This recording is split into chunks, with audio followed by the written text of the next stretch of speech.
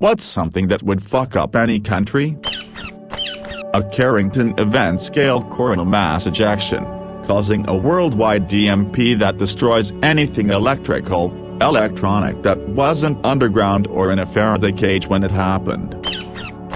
So many warehouses, large facilities, and even the occasional Walmart have such crappy signals inside due to the concrete and steel construction they use that they're basically mild Faraday cages already. I'd be willing to bet that the large EMP would damage a significant number of electronics, but I think a surprising amount of infrastructure might survive just by being insulated, shielded enough. I had a professor in college that was a former Army officer for 30+ years. He all but confirmed to us that the US not only has EMP weapons ourselves but we also have contingency plans should we fall victim to one. He didn't get into specifics but he assured us that the federal governments and state governments would be able to still function, albeit without computers. He also told us the vast majority of banks keep their records stored in special vaults that would protect them from that sort of thing, so literally even after the US gets EMP'd or the sun fries us, the banks would characteristically still be able to collect their debts. I DK how trustworthy he is, however, because he also insisted that our college campus specifically was a Soviet target during the Cold War should WW3 break out. It's possible your college campus was indeed a target for one of the thousands of nukes the USSR had aimed at the US. You might think it ludicrous. Why shoot a college? But the people who go to college are people who can be commissioned as officers in the military. 4-year degrees are usually required. Wiping out future officers before they have the chance to be officers is pretty smart if the goal is destroying the opponent's country so completely nothing of value will come from there for 1,000 or more years. It doesn't have to be such a huge event. A solar storm with a bit more power than what happened till today would be enough to destroy so many electricity stations, transformers that it would catapult one or several countries back to the Middle Ages for some months or years, especially in countries where electricity is not transported underground. A country without electricity for several months will be doomed, since the most lethal and savage species would rise up again, hungry humans looting and murdering. Not the guy you responded to, but I believe it's for the same reason we can say, eventually a volcano will erupt, because we know the Earth is still geologically active and that occasionally causes eruptions. We don't know exactly when, but we know it will. Similarly, the Sun is a star and still active, and we know that occasionally active stars have mass ejections. We don't know when, but it will. Yes, in theory there is a last volcano eruption before the planet dies, but yeah, it will happen eventually. Disclaimer: I'm just some random Redditor talking a bit over my own head. The question was any country, not every country, but yeah, when this happens, you'd better hope you've got a year's worth of non-perishable food and water stored up. Methods of making, transporting, distributing, and cooking food are gonna be down for a long while. Oddball things like soap, diapers, baby formula, medications, etc. are gonna be hard to restock. Many locations may not have running water for a while. Imagine not being able to shower or do laundry months. That government is broken. Fun fact: most Americans don't know because of poor curricula. Pretty much the only thing Hitler, Lenin and Mussolini agreed on was that liberal capitalist democracy was a broken, corrupt system. The ongoing push to delegitimize first government action, then government legitimacy on the far right is why General Milley referred to Trumpism as Hitlerian fascism. He's a well-educated man. He did not pull that out of thin air or partisan bias. Agreed. It's also why widespread fascism only occurs in societies where the contradictions of liberal capitalism have become apparent to enough of the population to make revolutionary social conflict politics seem necessary. Fascists take the path of least resistance, seeking to sow conflict along national or ethnic lines.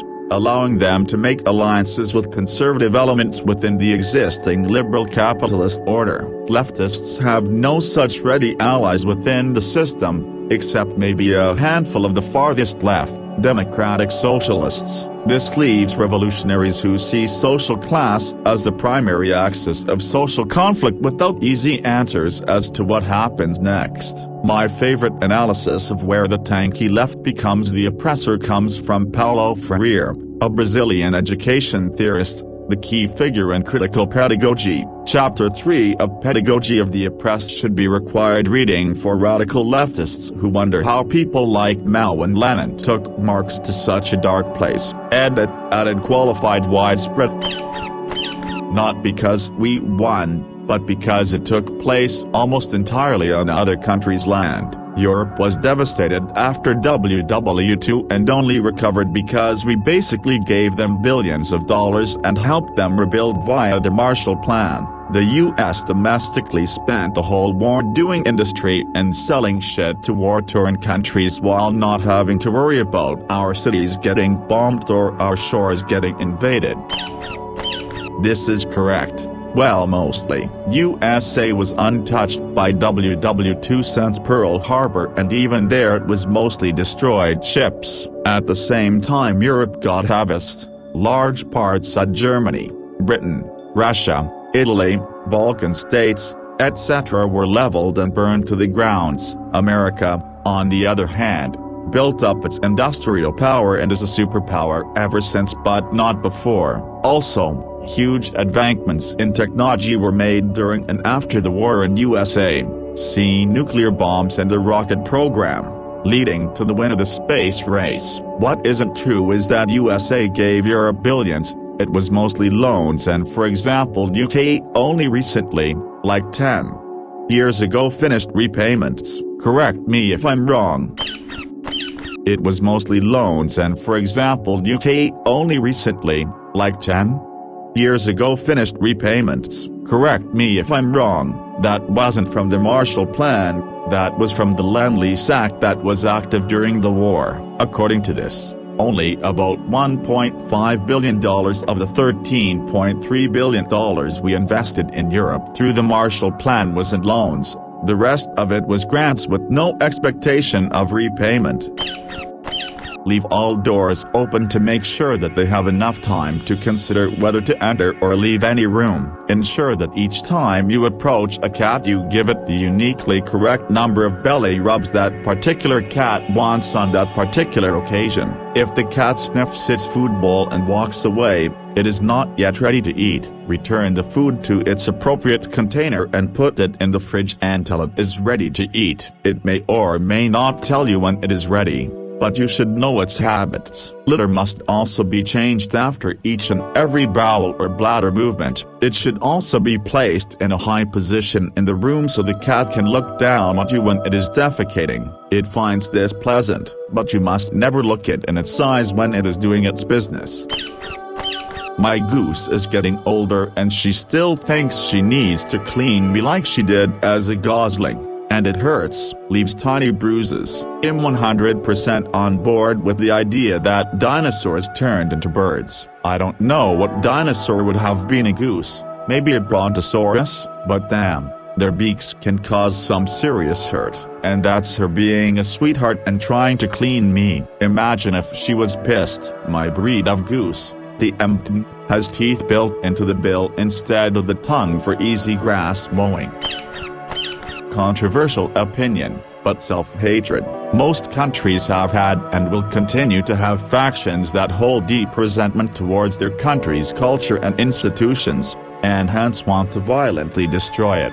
Religious cults, Marxist-Leninists, anarchists, conspiracy theorists. I feel like these elements are spiraling out of control in the US and France, and to some extent are becoming mainstream. There is no way a country will maintain any form of civility or standard of living once about half of its population view its society as fundamentally evil. The only possible consequences are that the country dissolves into smaller states, which is idealimo, or some kind of coup d'etat into anarchy or an authoritarian one-party state. A profit-driven military-industrial complex seems like a good idea at first, right? Who doesn't want to make a bit of profit? Then you find your country financing $2 trillion to have a war in Afghanistan. https://upnews.com/article/Middle East Government and Politics Afghanistan file 042223D4943191910963026F2C2123. Some fun stats. Estimated amount of direct Afghanistan and Iraq war costs that the United States has debt financed as of 2020, $2 trillion. Estimated interest payments on that $2 trillion so far, based on a higher-end estimate of interest rates, $925 billion. Estimated interest costs by 2030, $2 trillion.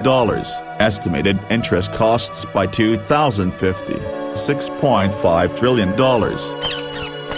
SOCIALISM, it's the business of pretending to place a revolutionary government empowered by the poor people when in reality is an excuse to keep the poor and the ignorance hating all the rest of the society that barely is getting some wealth, while the president steals all the money from the country and stays in power all a dictatorship. Best example so far Bolivia.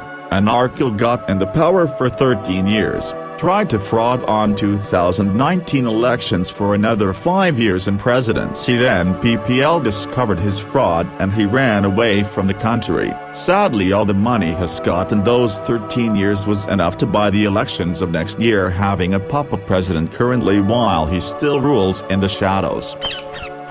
Electing a narcissist authoritarian that has a very low IQ would fuck up any country. For example, a commander-in-chief of the Armed Forces of America who would salute a North Korean general. If he's saluting them, then even Kim is smarter than him, and no country I can think of is in need of better leadership. Here's a link for the No He Didn't crowd. https://www.news.com/news/North Korea/new video shows President Trump saluting North Korean General N883076.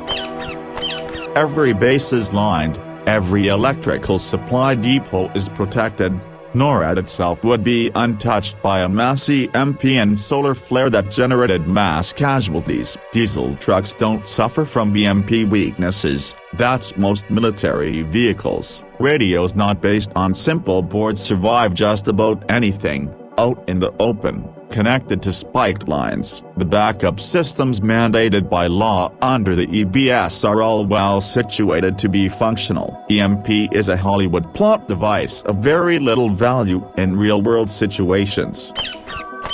We have completely adapted our society to be dependent on electricity though. We don't live in communities with sustainable farming, agriculture to feed everyone. Without electricity to power the refrigerators and freezers, everyone's food would spoil in a few days, and all the food at the grocery stores would spoil too. There would be people with gas-powered generators remaining okay for a short time, but everyone else would be hungry within a week. Stores would be looted within a day. Where would supplies be coming from? With no way to transport goods, vehicles would be toast as almost every vehicle is dependent on a battery.